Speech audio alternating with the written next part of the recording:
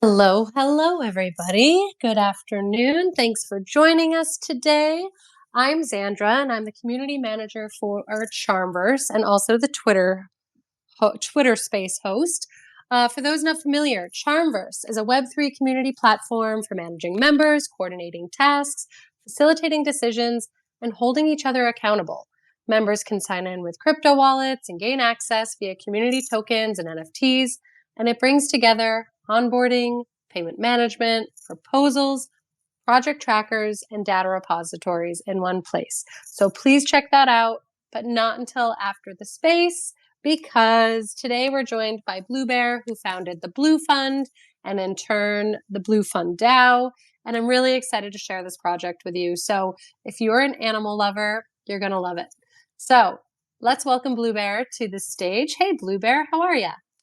Hey, Xandra, thank you so much for having me. I'm very excited to be here. I'm really excited to introduce the Blu Fund to our listeners and to be reconnecting with you. A little backstory for our listeners. So Bluebear and I initially met at ETH Denver at an Eli 5 DAO meetup. And we just hit it off, got to chatting about all sorts of things and what you were personally working on, which was the Blu Fund. And it immediately warmed my heart, and I wanted to share it with everyone on all of our Twitter followers. So really happy to have you here. Perfect. Since we just dropped the Eli 5 DAO name, and because John and Aaron are so great, I was hoping you could just give a little overview of what Eli 5 DAO is about, and then we can dive into all things Blu Fund.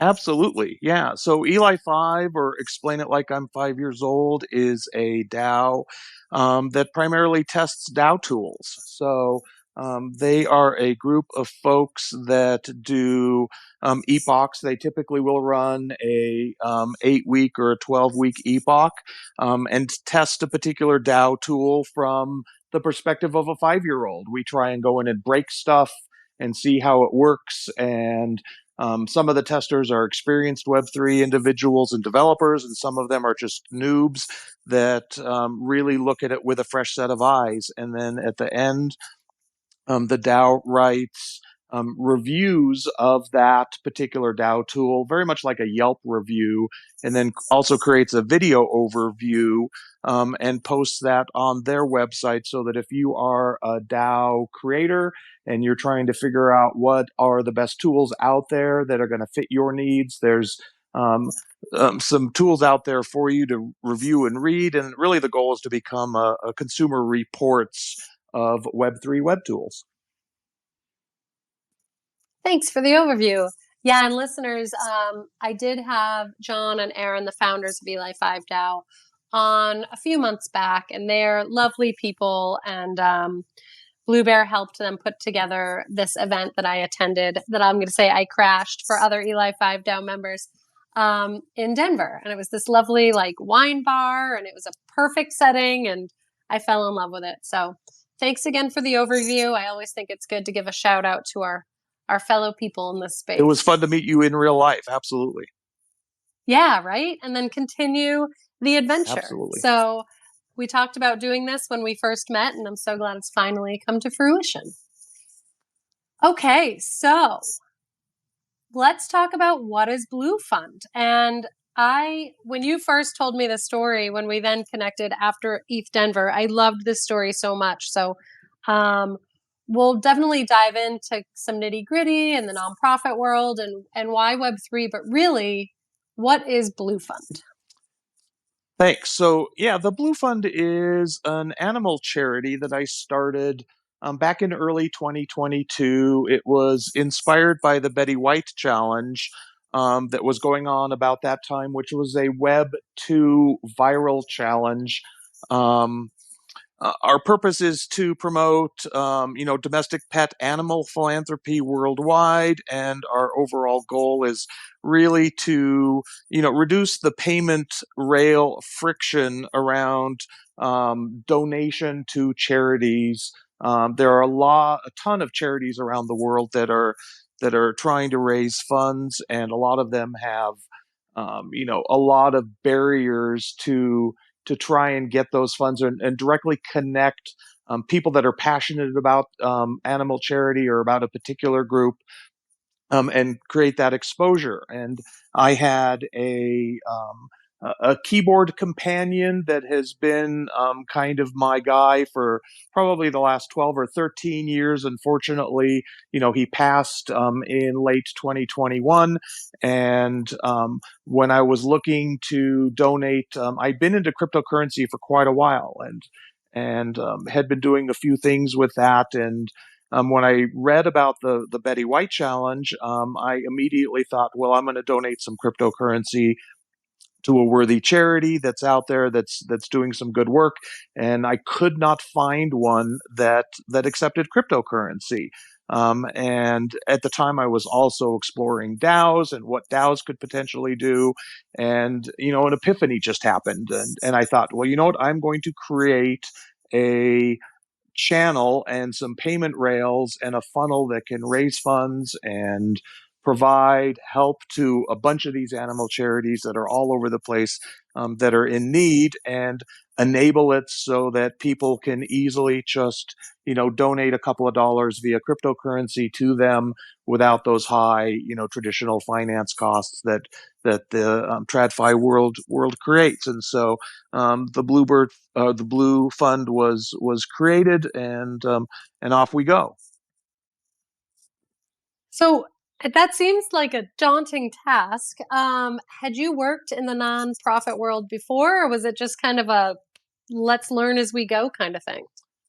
Well, we kind of have to go back a little bit here, to about 2013 or so. I really hadn't been in the animal charity world before, and 2013, my wife and I had just empty nested. We had decided to, take a sabbatical. It was that point in our life where we were just going to downsize, and we literally packed everything up that we had, put it into storage, and we moved to the big island of Hawaii with the goal of just taking some time off and exploring the world. And one of the first things we discovered when we were out in Hawaii was that they have a huge feral cat colony problem. A lot of the resorts that are out there have feral colonies. The colonies that are out there, the cats that are in Hawaii, were initially brought in by shipping folks to control the varmints and stuff that were on the ships, and they got loose on the island. And there are literally millions of cats on the big island. And so I got involved with a group called Advocats, which is a TNR program, a trap, neuter, return program out in the Kona area. And they, hold these clinics, and they trap cats, keep them out of the resort areas to where they can get hit by cars. And my IRL job, I'm a paramedic, and I've been in emergency medical services pretty much my entire life and career. And so with some medical background, they immediately grabbed me, and we were doing these trap, neuter, return, spay and neuter clinics where we trap 100 cats at a time and spay and neuter them, and then return them to colonies where they could live the rest of their lives, away from these resort areas, and be safe. We chip them and vaccinate them, and then return them to their colonies, so that they were safe. And I got very involved in that. Um, Interesting side note, for those people that are out there: if you are ever in a city and you see a cat out there that you think might be a colony cat, if you look at the cat, and you'll see if it's got a clipped ear or not. One of the things that most TNR programs do is they'll clip an ear on the cat, and that way you can tell from a distance whether that cat has been spayed or neutered, or whether it needs to be trapped and brought into a program. And if it is a female cat, then it's the right ear that's clipped, and if it is a male cat, it's the left ear that's clipped. And the easy way to remember that is that women are always right, and so that's the best way to remember that. Um, so fast forward to 2022, and I had my little keyboard companion, and I was trying to donate to one of these TNR programs, and that's how I kind of decided that I needed to step up and do something and help connect these people together, because I know Advocates, as well as many other charities that I've heard of or have worked with since then, struggle to find people that are passionate about helping them, and I just want to help create those connections. I love that. That's beautiful. And obviously, we need more people doing this, which is one of the big reasons we're having Blue Bear here today and talking about the Blue Fund is we obviously do want to raise awareness around this and rescue as many animals as we can. So thanks again for being here. And Blue Bear, thanks again for sharing this project with everyone. So you mentioned that there's a lot of charities out there that do not accept crypto. And that was, kind of a big catalyst of you saying, let's do this. You've been a Web3 enthusiast already, but was the crypto really what made you go the Web3 route rather than the traditional nonprofit? Well, I think it was indeed the fact that, having been in crypto since, 2014, 2015, I was one of the lucky individuals that became a whole coiner pretty early, because I had just read this news article. And I think that the whole concept of being able to send money from one place to another in a decentralized nature is very, very exciting to me, and it's something I've been following for quite a while. And you combine that with the fact that the whole Web3 community and degens and all the people that I've met along the way at ETH Denver and any of the conventions or people that I've met online, they're just such a friendly, caring group of people who are totally vested in creating public goods. We're trying to change the narrative from top down traditional infrastructure to decentralized communities and bottom up governance. And I hadn't seen any other Web3 tools that were really working in the charitable space and the contribution philanthropy space. And so I thought that it was a great fit to kind of hang out a shingle here and see if I could get this thing to start moving down the road. There's a ton of impact DAOs that I've discovered. People like Coconut DAO that are helping farmers to develop sustainable income, and lots of other smaller co-ops and groups that are making impacts in the world. And I thought, this is a great way that I can make my contribution into the space, and I just love the people that are associated with Web3, no matter what project you're involved in. Yeah, really. I mean, by opening up this animal rescue to Web3, you're really just casting a wider net, right? So why not? Not to mention the ease of the sending money. Um, However, I do want to give a shout out. You do still accept credit cards or whatever other kind of payment, right? It doesn't just need to be No, crypto. absolutely. Yeah. So, and in Okay. fact, that's one of the things that the DAO is starting to work on, is trying to create some education materials or pamphlets or stuff so that we can communicate when a particular charity. A lot of these are small and volunteer organizations, and you know they don't even know what a wallet is or how to do self custody or how to create any of this. They may have a PayPal button on their website. And so that's one of the things that we are starting to focus on, is how do we help bring more people into the Web3 space through education materials like this, so that when somebody does search for a group or a charity that they're passionate about, and they go to their website, in addition to that PayPal button, there may be a giveth button or a just a wallet button where making that donation is really easy. I think that's so important, specifically for what you're doing, right? Because you're like, we want to make giving funds to help these animals as easy as possible. But in general, over Web3, I think that's so important is we do want to onboard more people into this space. And it is really important to just not be catering to the Web3 native people, right? We want to bring more people from Web2 that exactly like you said, don't want to jump through the hoops of navigating how to get a wallet and then how to get the funds in their wallet and then how to transfer those funds. So I just wanted to make sure people knew that you can donate in all kinds of ways, and I'm glad to know that you're making that easier and having that material out there. So you mentioned the DAO, and one, I wanted to say you mentioned Impact DAOs. Also, glad you shouted out Wasabi. He is amazing from Coconut Network. He was one of my first guests on here.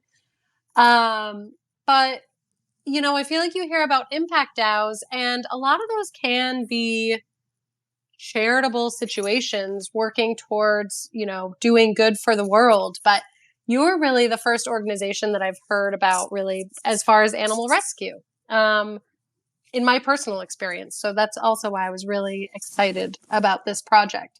So you have the Blu Fund and you have the Blu Fund DAO. Are these separate entities?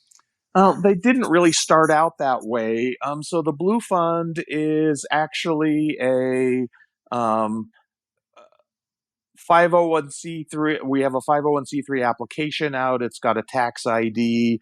It's really a traditional charitable organization, whereas the DAO is going to sit on top of that, and the DAO has been established, and we have several members.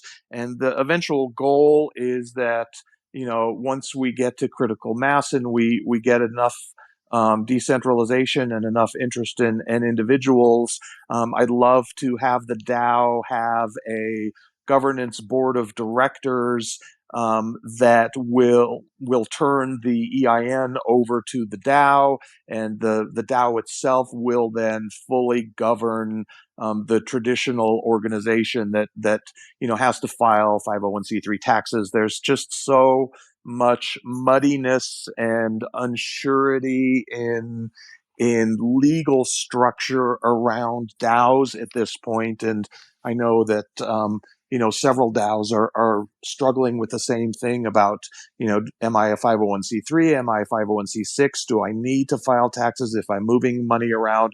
How does that impact me? And if we're across borders and we've got people that are in other countries that are receiving bounties, and if you have a bounty that's more than, I think it's $500 or $600 total in the course of the year, do you have to issue a 1099? There's just a whole bunch of stuff that's unsure at this point. So this was the way that I decided that I think I can make sure that we are not in trouble with the traditional finance world, and yet can do this in a DAO method.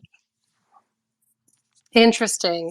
Yeah, so listeners, I do just want to say we're going to be talking about maybe some benefits and challenges and stuff like that. None of this is legal advice. We just are asking questions to help maybe guide some other people, but it is not legal advice. So I'm putting that out there. Right. Not financial advice. And not financial, not legal advice. So yeah, let's talk about that. Let's talk about some of the benefits of running a charity organization in Web3, and then on the opposite side, because I always think we need to be real, talking about some of the challenges. So the challenges sound like a lot of it is just making sure that you are legally, in line with everything, and navigating all that red tape and everything is done right. Yeah, exactly. And it's without any legal history myself, and understanding how traditional charities work, I'm kind of wading in and reading as I go.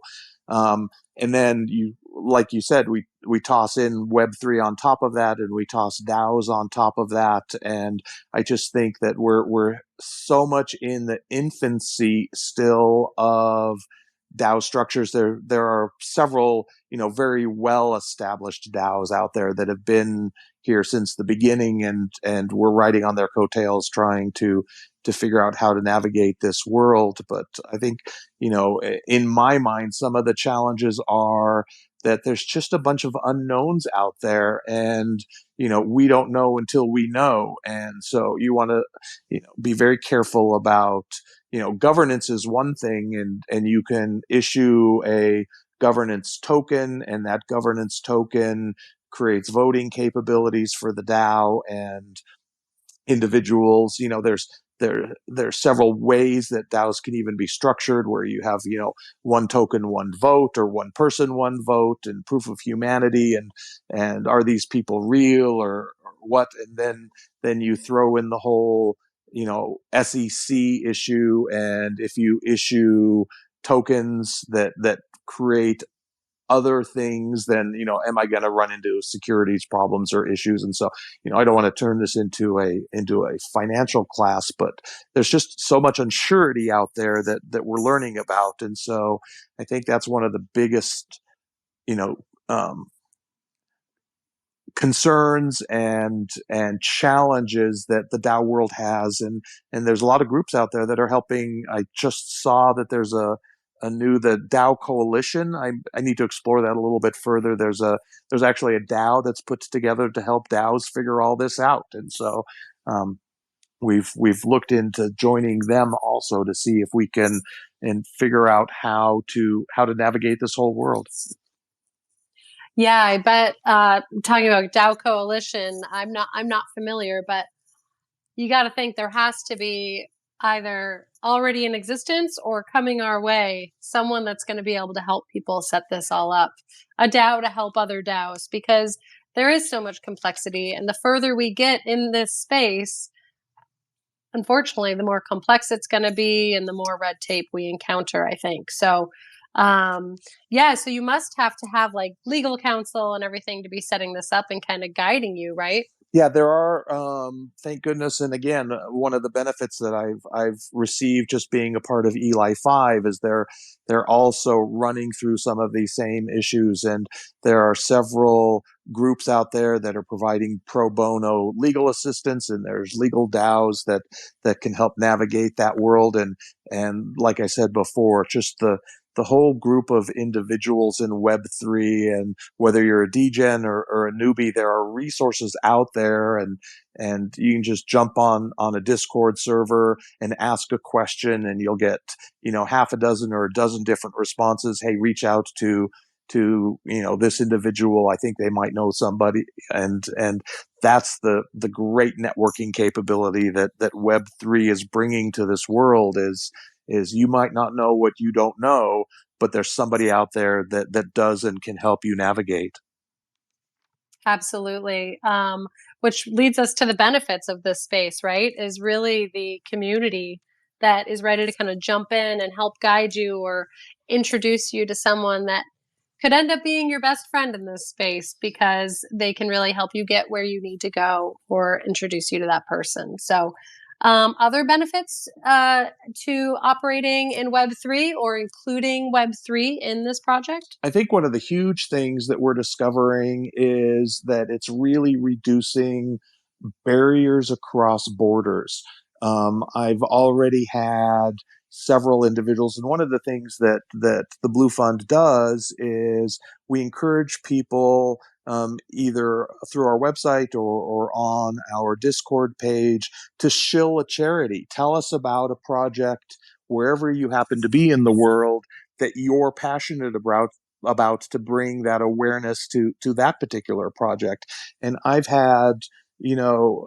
got 20 or 30 charities that people have shilled that are from Argentina or elsewhere in South America or in Africa or somewhere in Europe, and places where, being a US based resident, I would never even think to look. And you obviously, there's the same problems worldwide, but I think reducing the barriers of borders and creating that networking across those borders has been very, very fun and interesting for me to learn about the challenges that other places have. I have had the opportunity to go to a few places, like in Jamaica. I know that in Jamaica they've got a huge stray dog problem. I've been down there a couple of times, and they just run all over the place. And I think a lot of the Caribbean islands have those same issues and problems. And so, heightening awareness for that and reducing those border barriers is one of the great benefits.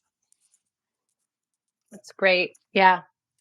Global, Web3, absolutely. global community. Fantastic. So let's get into the DAO. How can someone become a member of the Blue Fund? The Blue Fund DAO, I Yeah, should say. perfect. So it's very easy. Obviously, we have a website up. It's at the bluefund.xyz. And we also have a Discord server. Interested parties can either join our Discord server and look around and see and just be a watcher. We encourage you to get on our site and shill a particular charity or a project that you're excited about so that we can bring that to the awareness of everybody else in the group. If you want to get more involved, then we actually have an NFT, which served as one of our very first fundraising projects.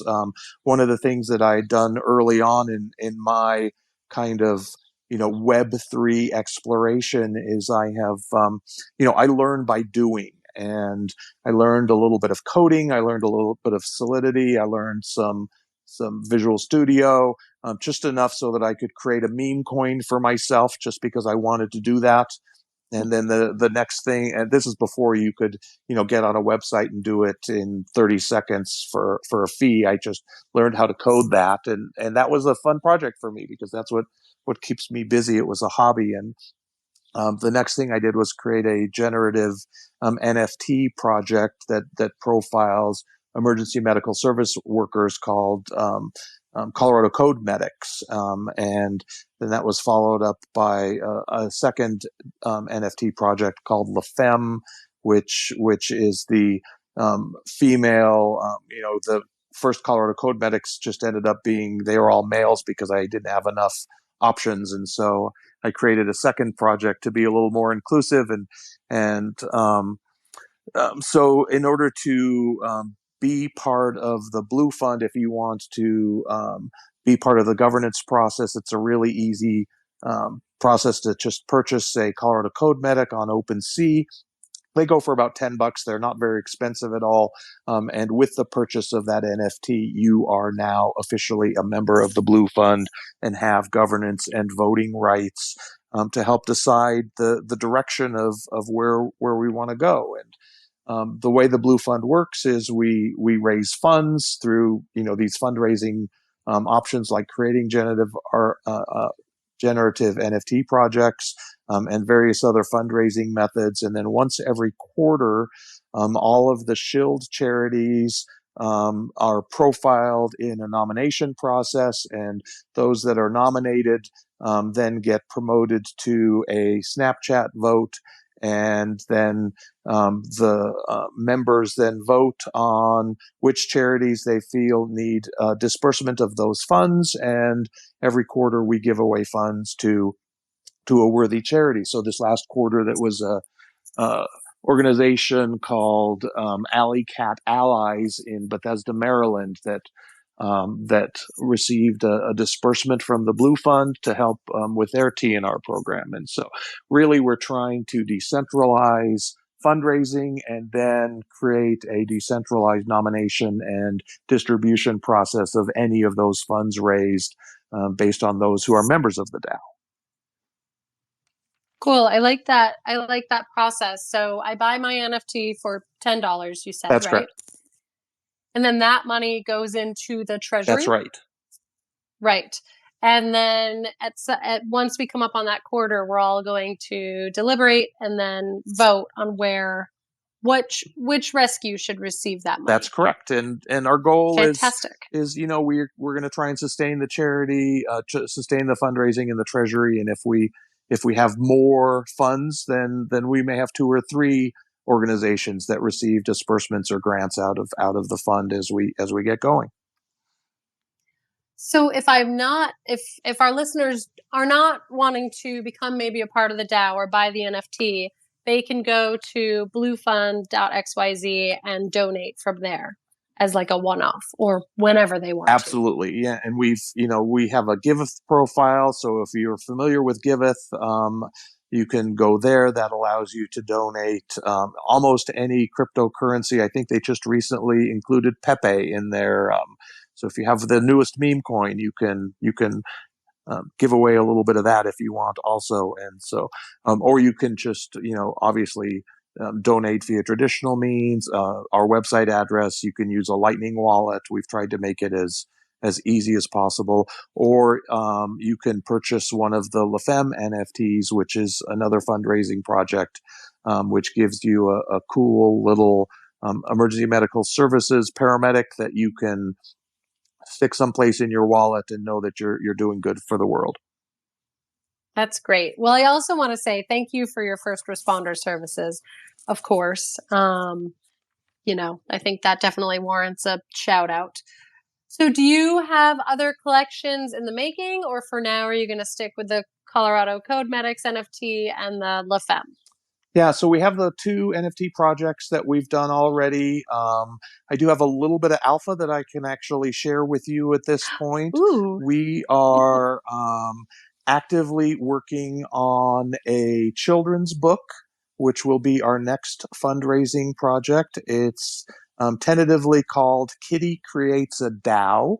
And it is targeted towards adults, but written from a children's book perspective, and will be an explainer children's book on a cat that is part of a colony who finds, through a series of events, eventually finds a forever home. And as part of finding that forever home, with her Humie, decides to help the rest of the kitties that she knew from the colony that she came from, to help them find forever homes also. And in order to do that, she learns how to create a DAO and creates a DAO to do that very thing. So it's kind of a self-telling story, but should be out hopefully. We're working on the story's done, and we're working on illustration right now. Another name drop, I had the great privilege of chatting with Perchy recently. Perchy, if you know who he is the illustrator and creator of the Chippy family, created a customized Chippy illustration that's going to go in the book. So we're very excited about that, and we're working on some other illustrations. Should be out hopefully by the end of the next quarter. Well, that's exciting. Thanks for sharing that with us. I love that you're bringing children's books and Web3 and love for animals all together in one place. That's fantastic. I look forward to keeping an eye out for that. So, yeah, you touched on it a little bit. How did you first get into Web3? I think you said 2000. What did you say? It wasn't Web3 then. Yeah. It So was I, more I, I crypto got into stuff, right? crypto early in, 13, 14, and have always been kind of a tech geek and a hobbyist. Um, Now in my life, I'm just in a semi-retired state, and I've got a lot of time on my hands. And the whole Web3 process really just interests me. And so, like I said, I learned by doing, and I created a meme coin, and I created this generative NFT projects, and I started to learn about DAOs. And I thought the whole co-op feature and decentralization governance of DAOs was very, very interesting. And I started reading about them and trying to figure out how that whole thing worked. And I joined a couple of DAOs. And then eventually when this, thought process hit me, I thought, well, I'm going to create my own. One, because I want to do something, and two, because it's going to help me learn and learn this whole space. And so that's how I'm a jack of all trades and master of none. And so I will dive headlong into a project and learn about it. And the way I learn how to do it is just by doing it and creating these things. And so um, I've kind of done that my entire life and my entire career, and probably the last 8-10 years has been almost entirely spent in the cryptocurrency space, learning about all these amazing things that are coming out every single month. There's new technology, and then obviously we start getting into AI, and AI is crazy right now. And not that I'm going to incorporate any of that into my world, but very, very cool technology and cool space. And I firmly believe that technology is really going to change the way not just our world works, but infrastructure in general.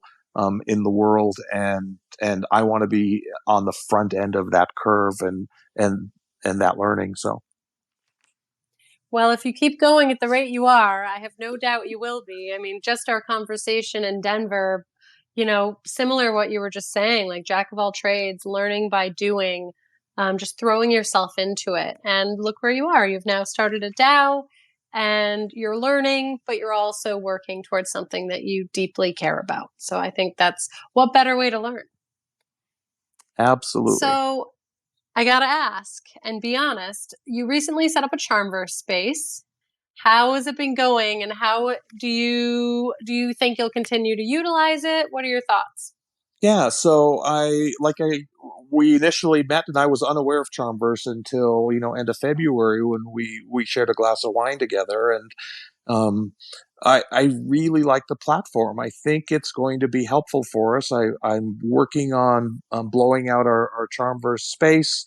It's got some great capabilities for um, including documents and including meeting notes and including forum proposals and tying together Snapchat votes. And, rather than go to 8 different places, I think it's very cool because it's an aggregator of all of those things in one place, and it's not quite ready for prime time yet, but I think it's going to be a tool that the Blue Fund might be able to utilize moving forward to help just keep us organized. Well, I love to hear that. And the offer stands. Reach out if you have any questions or issues or anything like that. I'm always happy to help. Blue Bear did give me a sneak peek into the space. Yeah, I like that you're hosting some of your, some of just like top level information in there. And I did see that you posted in the forum about the space today. So yeah, I'm excited to see how it shapes up, and please don't hesitate to reach out. But I think it would be a great tool, an all-in-one tool for you to host all of that information. And yeah, so keep me posted on that. Perfect. Thanks so much. So before I let you go, I want to hear, do you have any advice that you would give to others that are interested in doing this kind of charity work and that want to incorporate Web3 or want it to live in Web3? I think one of the things that's been really helpful for me is, put yourself out there, get involved, and very much like an apprenticeship, there are a lot of people out there that have a ton of experience that can function as a mentor. And all you have to do in most cases is ask and say, hey, can you help me do this, or can I bounce ideas off of you? And so don't be afraid to ask somebody out there in the Web3 space that you've seen post on a Discord server that you're interested in to be a mentor.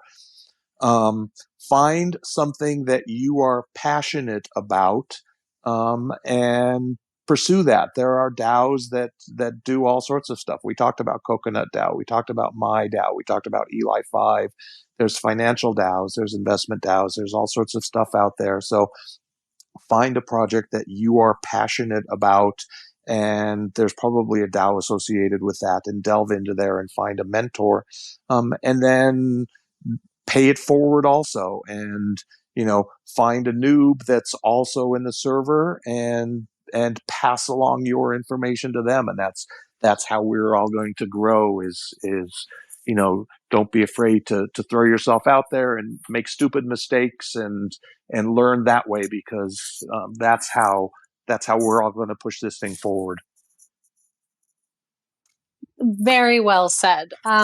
Yes, very well said. I think, asking questions, people in the space want to help. They want to share their knowledge. And you mentioned DAO Coalition. I'm going to have to look them up because that sounds like a great organization that's trying to help other DAOs get up and running and doing it. I'm going to say correctly in quotes here because currently there's no correct way. Every DAO operates very differently. But I think the passion is a really important part of that too. And like you said, there is a DAO out there doing something, or a group of people out there ready to form a DAO that's doing something that you care about. And with Web3, it's possible to find those people and found a DAO and make it happen. So I think that was all very well said. So you gave us a sneak peek as far as the children's book. Anything else before I let you go as far as what's next for you and or the Blu Fund? Yeah, so we kind of have the short-term goals that we've talked about, and my moonshot goal out there is to eventually create um, a roundup or very similar to how if you go into a grocery store and you buy a bunch of groceries and they're you know in the middle of a dollar, and the cashier says, "Hey, do you want to round up that?" To be able to create a project that pushes that 25 cents or 27 cents into a charity. We all want to be able to make a difference in the world, and to make a painless way to be able to do that. And we all also seem to have half a dozen or a dozen different old wallets that have dust in them, and if we could find a way to convert that dust, whether it's a half a penny or 6 cents that's sitting in a wallet, that we could find a gasless way to get that 6 cents and make it work for a charitable organization. So I've got a couple of moonshots in the back of my mind that I'm milling around, and if anybody out there in the Twitter space world knows a great way to do that, please reach out, because that's one of the kind of moonshot projects that I think over the next 2-3 years I would love to be able to get done. That is a fantastic idea. I think you may have mentioned that when we had our call last, and I actually was part of not at the hackathon, but CharmVerse was hosting a hackathon, and there was a project doing something similar to that, like the rounding up to have it go towards like building public goods or climate change, but it would work just as well for the Blu Fund. So maybe ping me after this and I can see if I can find the project or even the people that were involved, and we might be able to chat about that, because that's a great idea. Perfect. Thank you so much. Yeah. Well, Blueberry, thank you so much for your time. I was, like I said, really excited to share this, to share the Blu Fund with all of our listeners. And I really believe in what you're doing. I think it's fantastic. Listeners, please be sure to click on Blueberry's PFP, give him a follow. Also give at the Blu Fund, Blue, BLU, no E, a follow as well. And you can check out the website, bluefund.xyz. Keep an eye out for that children's book coming out at the end of the quarter, hopefully. Kitty Creates a DAO. And yeah, Blue Bear, thank you so much for taking the time to chat with me and tell us more about this amazing project. Zadra, thank you again for the time, and it was great chatting with you also. Thank you. And I hope we get to meet up again at another conference and have a glass of wine again. Permissionless, coming in the fall. Yes. Yes, I hope so. We'll see. I have a bunch on my calendar. I'm not sure what I'm actually making it to, but I hope so. All right, sounds great. Well, enjoy the rest of your day. Thanks again, and I'll be in touch. Right, bye-bye. Bye, everyone. Thanks for joining us.